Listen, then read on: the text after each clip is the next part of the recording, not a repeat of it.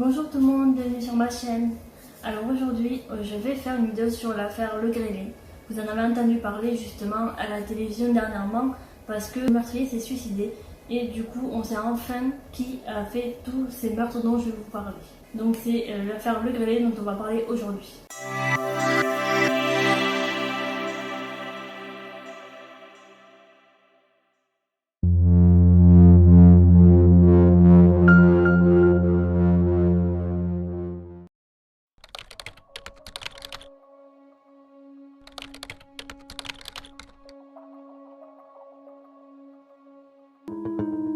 Depuis 35 ans, il glissait inlassablement entre les doigts des enquêteurs. Jusqu'à ce mercredi, au Grau du Roi, la brigade criminelle Alexandre Lemaire a peut-être retrouvé Le Grellet, un tueur en série 35 ans après une série de meurtres. C'est la stupéfaction qui a prévalu hier soir lorsqu'on a appris que Le Grellet, tueur en série soupçonné de 3 ou 4 meurtres et 6 viols dans les années 80 et 90, avait été identifié par son ADN après s'être suicidé. Le Grellet, son vrai nom bien sûr, est François Vérove. Le Grellet est juste un nom que lui ont donné les journalistes et les gens autour de lui, sans forcément le connaître bien sûr, mais juste par rapport à ce qu'il avait fait. On va d'abord évoquer bien sûr le contexte, puis ensuite on évoquera les faits. On continuera avec l'enquête qu'il y a eu autour de cette affaire, de ce cold case clairement, et on évoquera bien sûr l'enquête privée qu'a fait le père de la victime. Et pour finir, je vous dirai bien sûr ce qui s'est passé 35 ans après, qui était cet homme, et ce qui s'est passé du coup en 2021 pour que du coup tout le monde commence à parler de cet homme-là. Première victime du Grellet, elle s'appelle Cécile Bloch, elle avait 11 ans et elle quittait chaque jour le domicile familial à 8h45 pour se rendre à l'école à pied. Elle était collégienne et elle allait au collège Georges Rouault et tous les jours du coup à midi elle finissait ses cours et elle rentrait directement chez elle également à pied. Elle prend son repas, mange un petit peu et puis après elle prend ses cours de violon. Elle est même membre d'un orchestre, ce qui est quand même pas mal pour son âge. Et plus tard d'ailleurs elle sera distinguée par un prix d'excellence de la Fondation Léopold Belin. En plus à ce moment-là elle préparait son entrée au conservatoire de musique et tout ça bien sûr à Paris.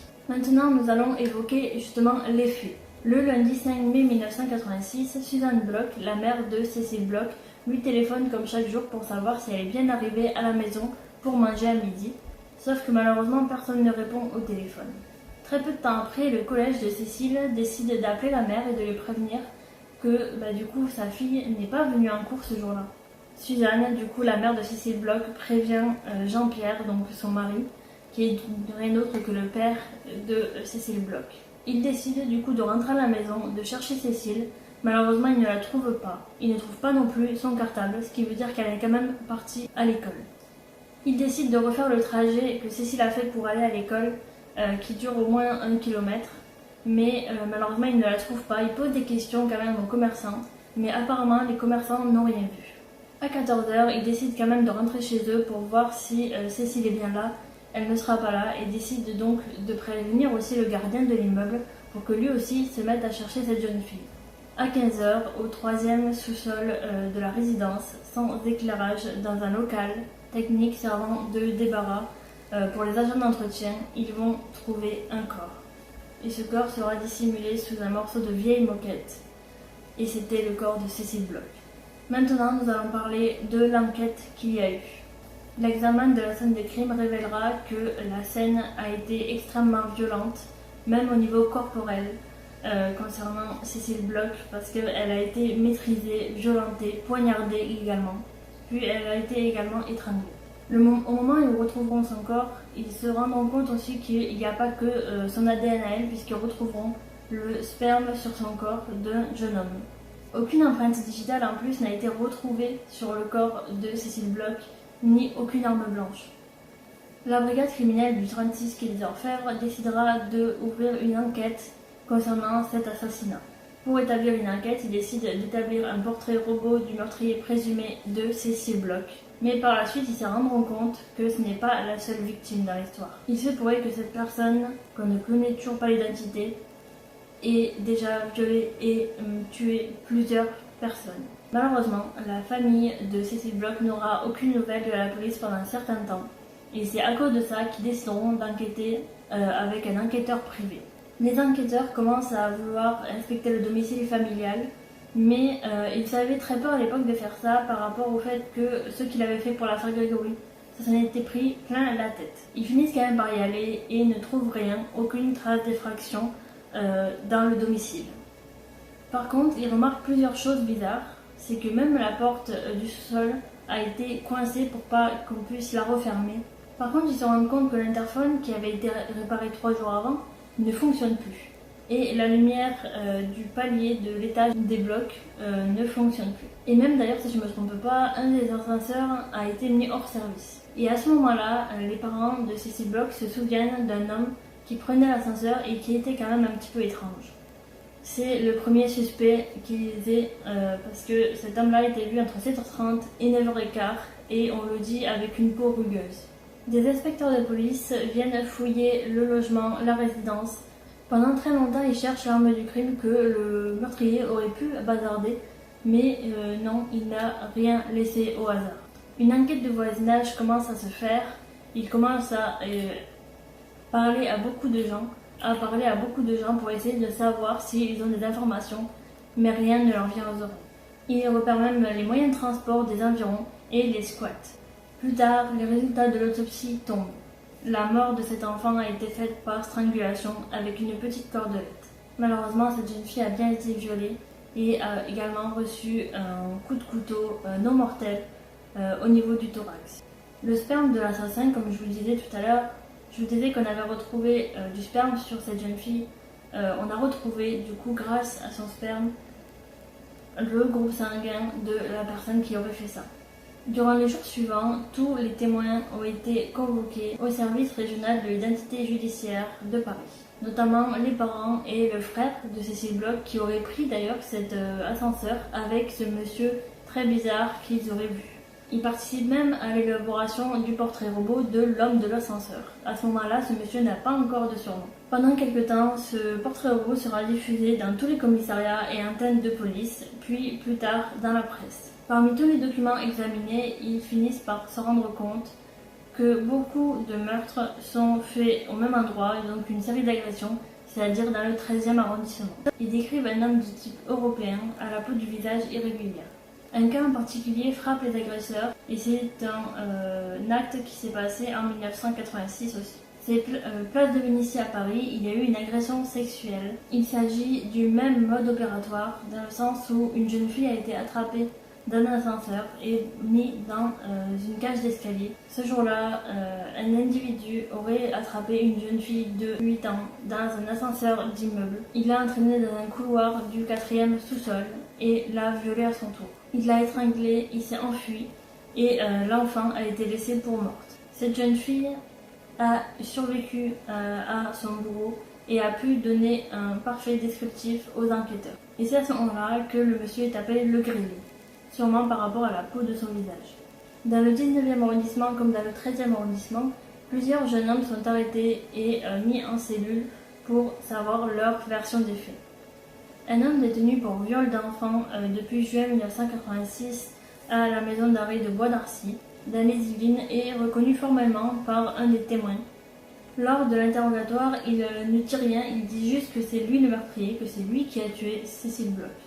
Mais son groupe sanguin est totalement différent de celui qu'on a retrouvé sur Cecil Bloch.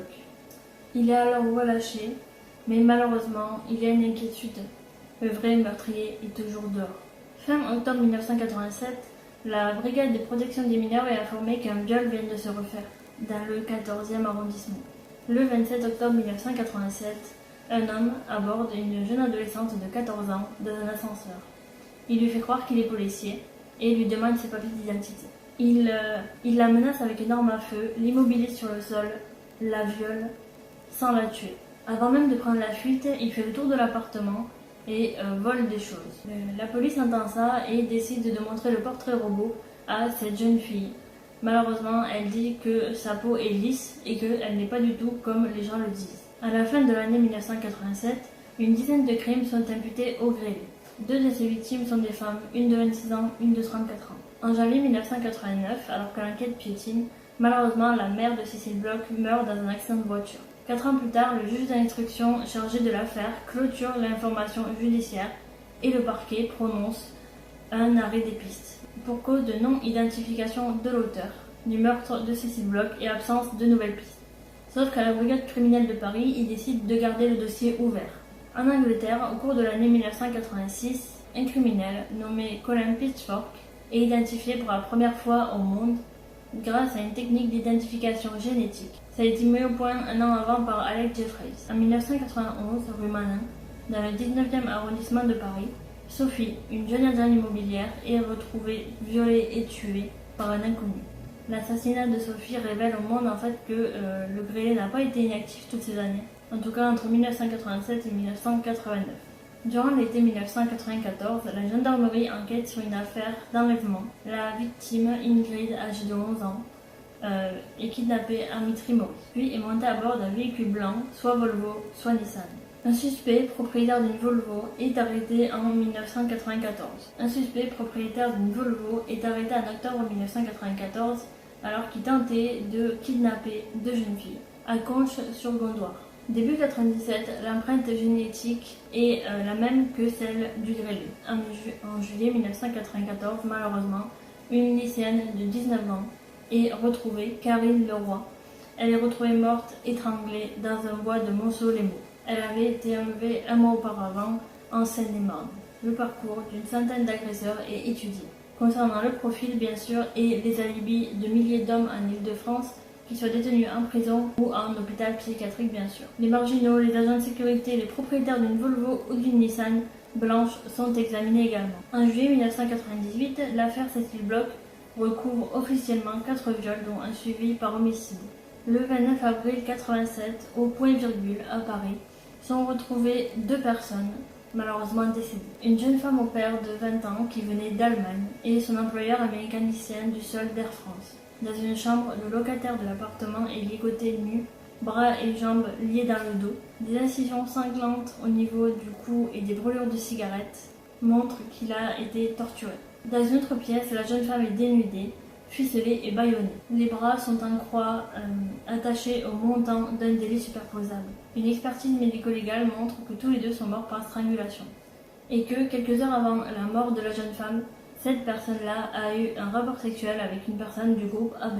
En 1992, il n'y aura pas d'autres pistes malheureusement, donc l'auteur du double meurtre restera toujours non identifié.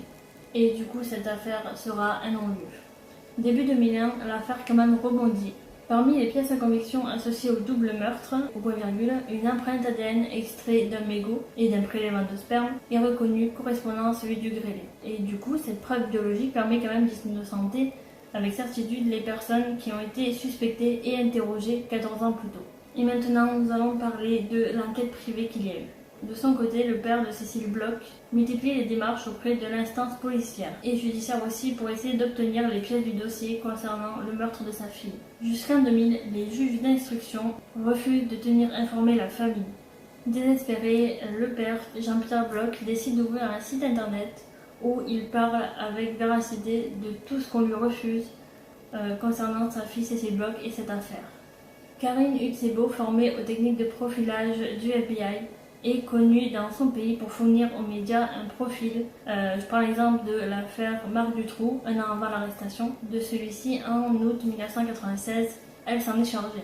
Et du coup, elle décide, à titre bénévole, de reprendre cette enquête-là. Monsieur Bloch décide de lui remettre le dossier d'instruction en main propre et elle décide de réexaminer toutes les pistes. Dans les coupures de presse des années 80, elle arrive à faire une similitude entre le portrait robot du grêlé et celui d'un tueur d'enfants surnommé le tueur d'Annemasse, sachant que ce monsieur a fait une agression sexuelle sur une jeune fillette de 12 ans, fin 85, dans le sous-sol d'un immeuble d'Annemasse. Cependant, malheureusement, elle abandonne cette piste car beaucoup de personnes, notamment les journalistes, la préviennent que ce monsieur a déjà été arrêté, que c'était un étudiant de 24 ans à l'époque et que depuis il est en prison. Et il a été en plus condamné à une réclusion à perpétuité, assortie d'une période de sûreté de 30 ans. 25 ans après la mort de Cécile Bloch, en septembre 2011, le père de Cécile Bloch malheureusement décède.